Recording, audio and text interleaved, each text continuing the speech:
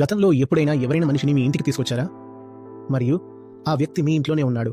మీ ఇంట్లో ఉంటూనే ఏదో విధంగా మిమ్మల్ని ఇంకా ఎక్కువగా దోచుకోవాలన్నా వసూలు చేయాలన్నా ప్లాన్ చేస్తూనే ఉన్నాడు. నీ ఇంట్లోనే ఉంటూ మీతోనే మోసం చేస్తూ వచ్చాడు.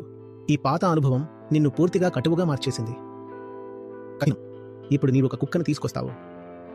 ఆ పాత అనుభవంతో పోలిస్తే ఇప్పుడు నీవు కుక్కతో ఉన్న అనుభవం ఎలా ఉంది? కుక్క నీ ఇంట్లోనే ఉంటోంది కాబట్టి నీవు ఇంట్లోకి అడుగు పెడుతున్న వెంటనే పిచ్చిదానిలా మీ దగ్గరికి వచ్చి మీ పైకి ఎక్కేస్తుంది. కుక్క మిమ్మల్ని పూర్తిగా నమ్ముతుంది. మీ ఒడిలో నిద్రపోతుంది. కుక్క మీతో చలాకీ లేదా మోసం చేయడం లేదు.